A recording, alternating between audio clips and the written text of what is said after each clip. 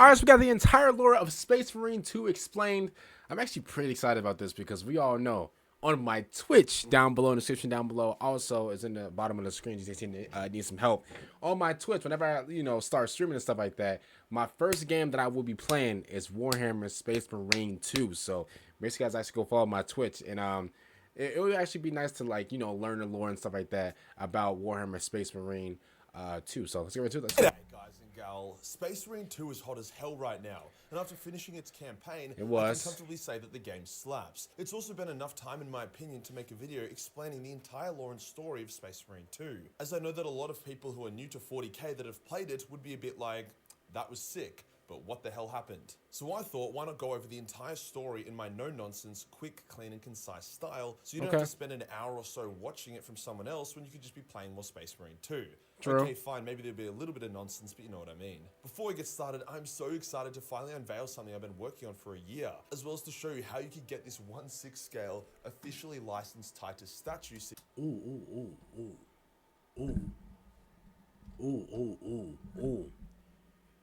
Yo, Majorkill, yo. Yo. You giving that away?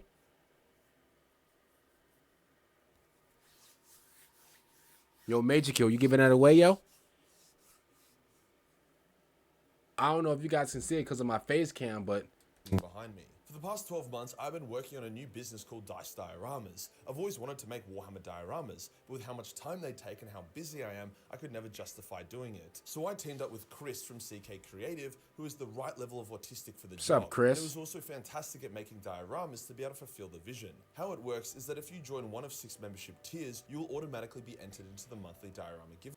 you know what's so crazy? I'm always, obviously, because you guys know, I actually came into Warhammer, from, me reacting to video game trailers and everything like that. So, obviously, video games is my number one. Duh. It's so crazy because me, reacting to, all the Warhammer Space Marine trailers, especially from, 2 years ago where they dropped, one teaser trailer, and, just me even getting into Warhammer was from Space Marine 2. Like I said, I actually got into Warhammer from the video game. I know some people get into Warhammer from when they were young. I know some people get into Warhammer from a friend, family, etc. I got into Warhammer from the actual video game. So it's just crazy on how I promise you, it's so coincidental on how I'm covering all these games and reacting to these cutscenes that happen in the game, these crazy moments that happen inside the game and stuff like that, and the fact that Warhammer, the fact that Warhammer was actually was really nice to me, bro. It's just crazy on how it creates created a whole new path. You get what I'm saying? It's just crazy on how that happened. So other than that, whenever I start streaming, which will probably be in either March or April, I will be streaming. The first game I will play, the first walkthrough game I will be playing is Space Marine 2, Warhammer Space Marine 2. I'm actually really excited about it, and yeah. That's right, we are making a hectic diorama every month, with each diorama capturing a fan favorite moment from the lore and bringing it to life. Our first diorama will be the Lion vs Angron from the Arcs of Omen duel that they had. But we aren't just doing the 1v1, it'll involve the surrounding battle and we'll have over 25 models. The coolest part is that each model will be magnetized to the diorama, so you can take them off, use them in gameplay, then put them back on. However, that diorama is still in progress, and that will be the giveaway for the hard launch next month. For the soft launch, which goes live today, we'll be giving away the 1/6 Titus statue. It's limited, Yo, that looks crazy. You cannot get it right now. It becomes available in a few months for everyone else. As a part of our soft launch, we're offering a Yo, that looks deal. crazy. Basically, only the Diamond and Emerald tiers will be available. However, if you sign up to them now, you'll get the following 5 months free. So if you sign up to Diamond, instead of paying $100 every month for 6 months, you'd pay once now and then nothing for the next 5 months after that. Okay. The idea is that as this business model is a bit unique and we haven't proven ourselves to you guys yet, anyone that does put their faith in us early and gives us this early support to help us crush some of the fat debt we've incurred, we want to offer those people the best value. They spent Only the $50K people on who it? join during this soft launch can win the Titus statue. There are other benefits such as discount codes to affiliate brands, non-diorama giveaways like models, gamer chairs and so on, as well as a private Discord server. I'll be making a full video on what exactly Diced is in greater detail tomorrow, but if you're ready to rock and roll, then the link is below. Today we'll go over the entire lore and story of Space Marine 2, adding some extra details and context to confusing plot points where needed. Let's get into it. Let's get into it! Let's go, man. The developers of Space Marine 2 wanted to make their series canon to the overall story, which it wasn't in Space Marine 1. So cleverly, instead of retconning a bunch of shit and pissing people off, they simply altered the timeline slightly to make it slot in. For example, instead of Titus being retconned to not be the captain of the Second Company, a role that famously belongs to Cato Psykers, they simply set Space Marine 1 a couple centuries beforehand, making Titus one of Cato's predecessors. After the events of Space Marine 1, where Titus was taken by the Inquisition, he was put into stasis as a punishment for his perceived corruption.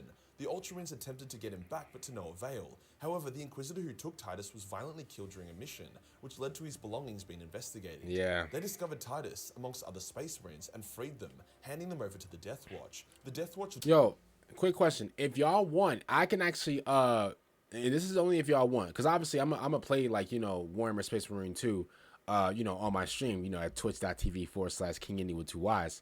But if you guys actually want, we could actually react to, like, the entire... I mean, if it's not too long, if it's like 2+ hours long, I'm gonna keep it real with you. Hey, y'all might as well just watch me just play the game. But like, if I get like a video that's like what 40, or here's what I'll do. I can just like react to it like little by little. So like each episode, I can just like react to like the Space Marine 2 cutscenes, like 30 minutes each. So if it's like a 4-hour, 5-hour like thing, I don't think it's that long. But let's just say for example, if it's like a 4-hour, 5-hour video, whatever, obviously I'm gonna just like react to it like 30-40 minutes an episode, just so I can just like keep knocking some batches off, if that makes sense. But if you guys actually just want me to just wait, you know, just to play it on stream, then we could definitely do that.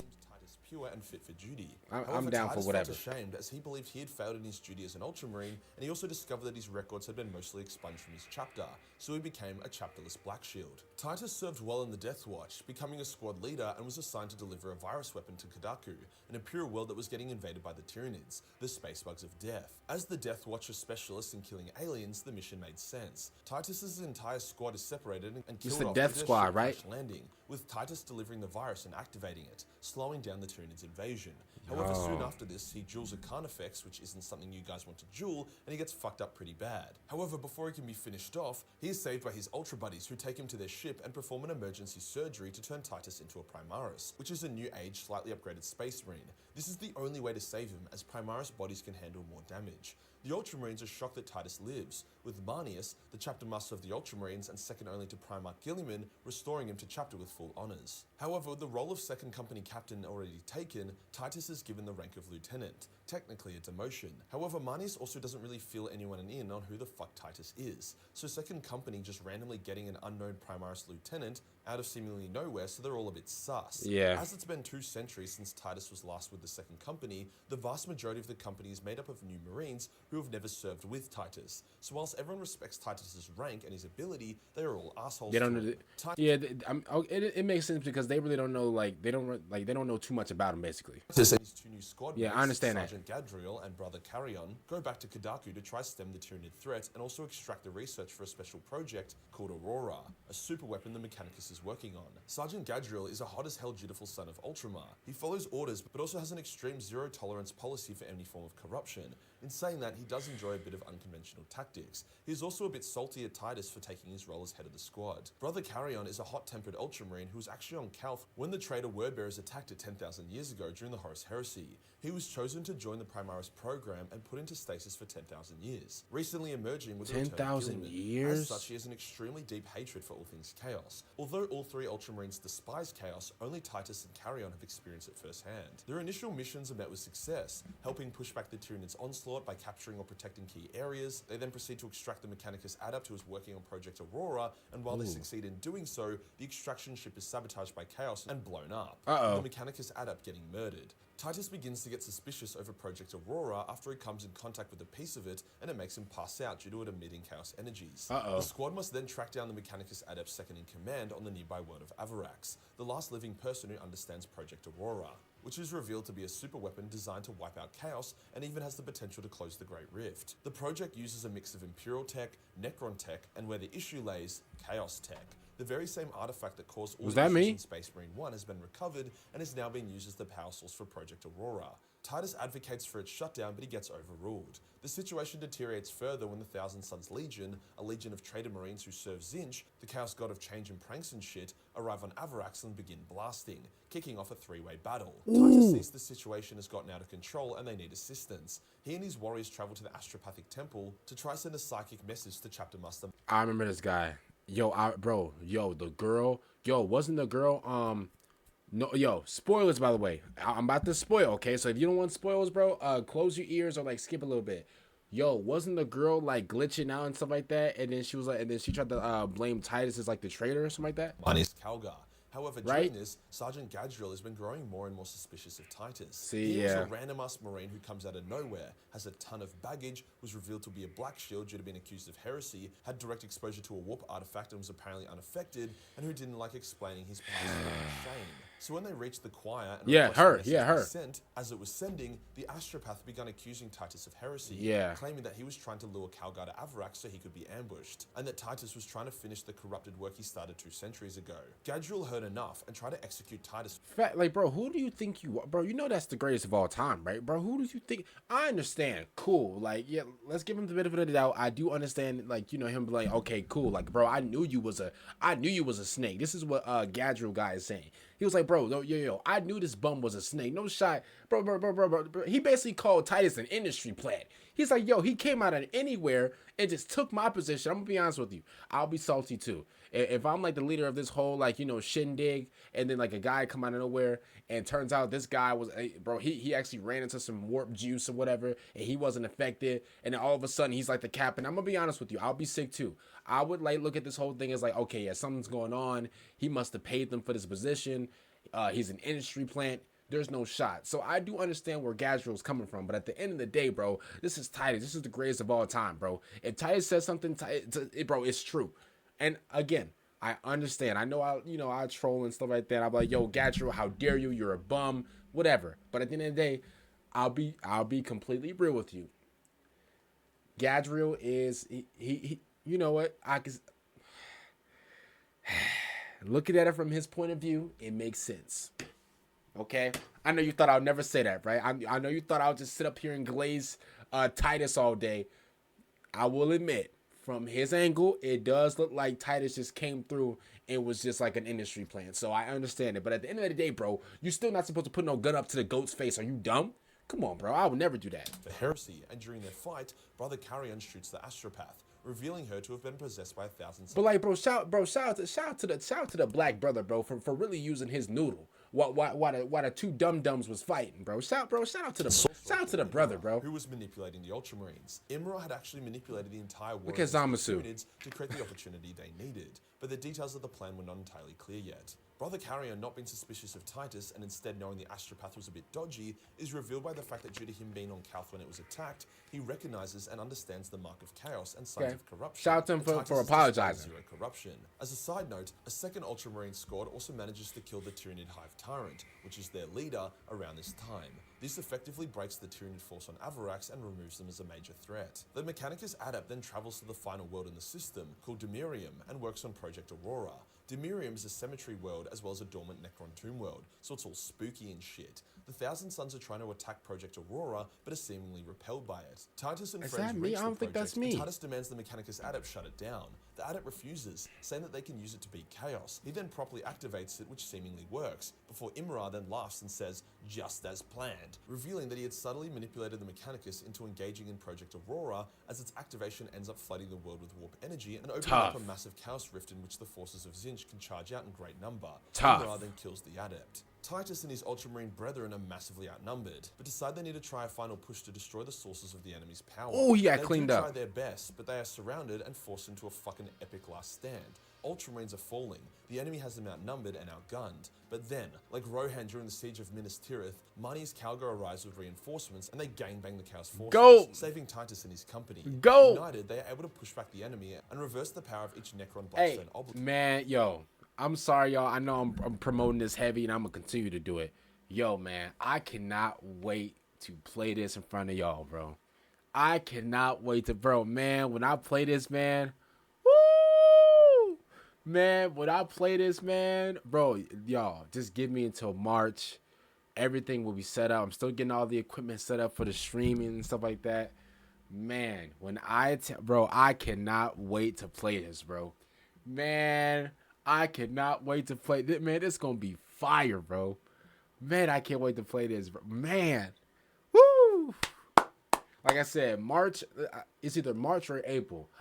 April's like the safe bet, you know. Then if I'm waiting till April, then I'm most likely to just have everything. I might push it back to April. You never know. But March is like the month that I'm actually planning to stream and stuff like that. So other than that, man, hey, I mean, I want everybody that's watching this video right now, bro, go over to my Twitch right now. Go give it a follow because listen, when we start streaming over there, it's gonna be absolutely fire, bro. Fuego. How do you say fire in other languages, bro? Y'all can say y'all can help me with that. But bro, really excited about it, man. I cannot wait to play this game, bro. Changing them from generating warp energy to suppressing it. I can't wait, y'all. There is a final push to take out the enemy for good. The Ultramarines charge through and are absolutely braining the enemy, with Imra seemingly retreating. Oh, I remember the dragon or the slowing blast wave that what is hits that? Everyone except for our merry band of heroes. In an apparent moment of turbo epicness, Manius Calgar decides time slowing waves are cringe and he just charges on them.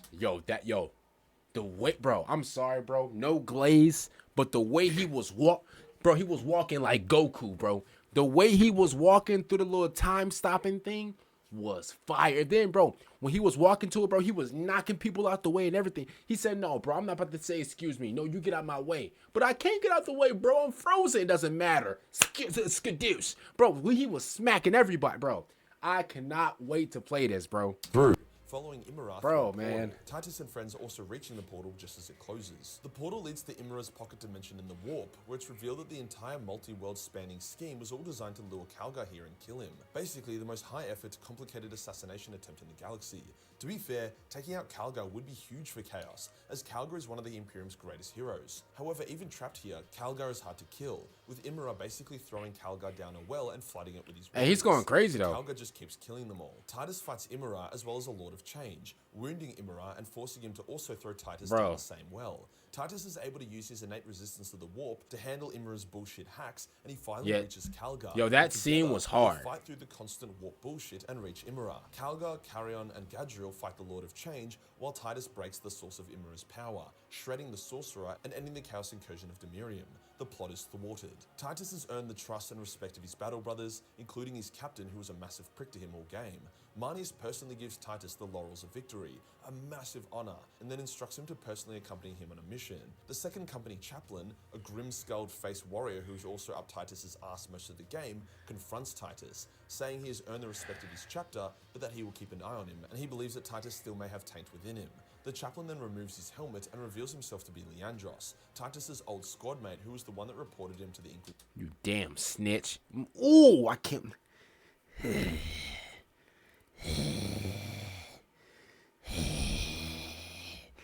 Calm down, yo.